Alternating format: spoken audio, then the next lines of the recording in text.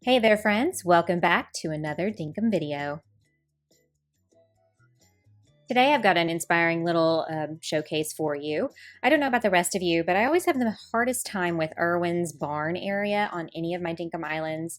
You know, you want it to be functional, but you also want it to be aesthetically pleasing. And sometimes that's just really hard to achieve. So I thought I would take a stab at building something really cool for Irwin's area and challenge myself to do something a little different than I've done in the past. The build you're about to see was achieved in Dinkum's 1.0 creative mode. So there is that, but it is achievable in vanilla. It just will take you a little bit more time. So let's go take a look at this cute little Irwin's barn area, and hopefully it inspires you. This build is on my creative mode island, Catalina. It is my very first game save that's gone through a massive makeover, as you can see. It's definitely changed a lot in the year and a half we've been working on it, and I decided to make like a downtown square area and really organize everything. And so Irwin got his own little space over here for room to grow.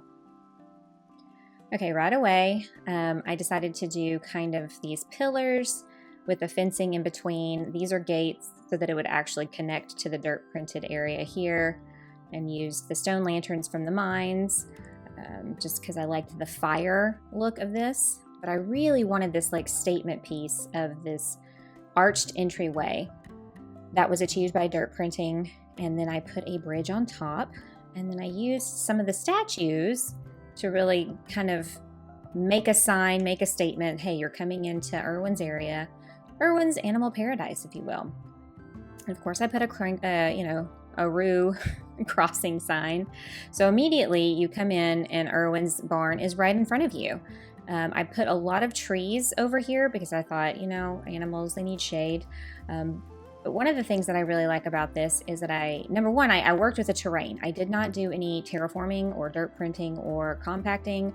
I left everything as it was, and then I used ramps and corners to kind of make these sloping hills.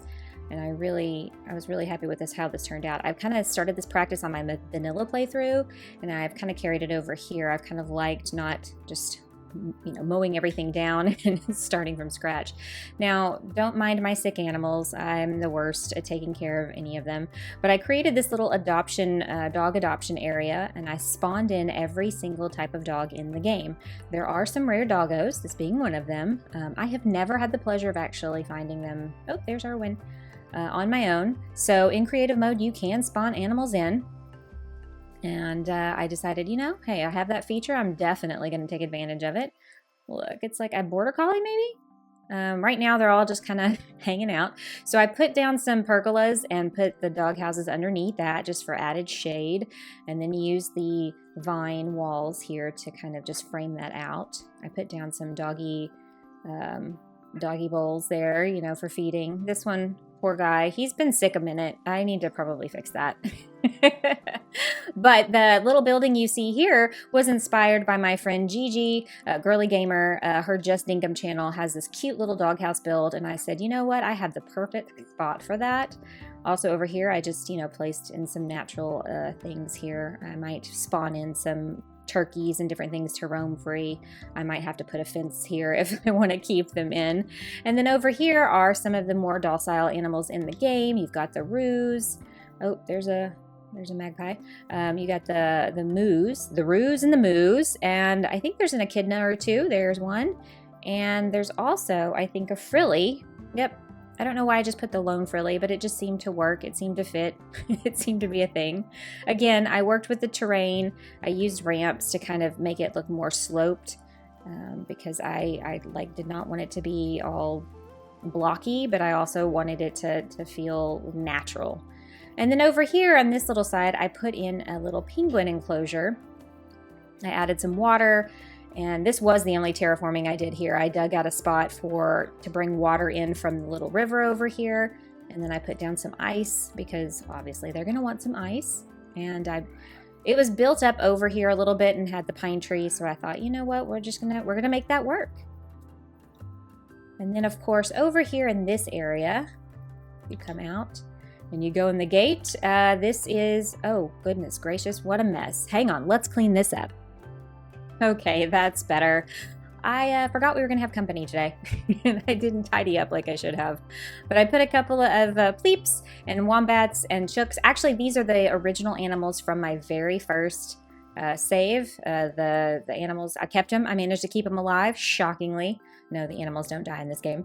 But yeah, these were my original little friends, my little farm animals here. We've got the new shower set up, along with their food and their sleeping arrangement, their sleeping quarters. You know, I mowed and tried to keep things a little neater so that way they would go over and actually eat their food. I've heard that if you have grass out, the wombats will eat the grass, and sometimes they won't go shower. And then I just put out some items that kind of, you know, just felt like that would be something you would have on a farm. Placed trees down everywhere for shade, and just I like a lot of trees. If you know me and you've been a fan of the channel for a while, you know I really enjoy trees everywhere in all my builds, in fact. But yeah, this is a relatively small area. If we take a look at the map here, it just really encompasses, and not even all, yeah, right here, I think, this area. So for me, pretty small. I'm still debating on whether or not I will put in like some crocos or some of the other more angry animals in the game. If I do, we've got a few spots for them. They'll maybe put them off to the side and put like razor wire on the top or something like that. There's the new barbed wire fencing in the game, and it definitely would be very appropriate. So yeah, this is my little Irwin's barn area for some animal enclosure. You could obviously go way bigger than this and make it a zoo, an animal preserve.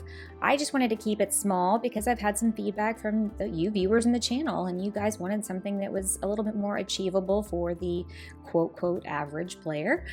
So I hope this inspires you to build something really cool for Irwin's area and give all the animals the love. And you know, let you know that you can achieve this really even in vanilla if you wanted. It would just take you a bit of time. And then of course down here under construction will be Rain's area in the future, so stay tuned. We'll have a video showing all of that off as well, and I've got some other projects in the works, so be sure to join me. Well guys, I hope this inspired you to create a fun animal enclosure on your island. And as always, I appreciate all the support, all the viewers. You guys help make this channel what it is, and so thank you for tuning in. All right, well, I think that's going to wrap us up for today. Thank y'all so much. Make sure you hit that like button and subscribe if you will, if you've enjoyed today's content. And always stay tuned. There's more dinkum on the way. All right, guys, thanks so much for watching. Y'all be kind to yourselves. Be kind to others. I'll catch you in the next one.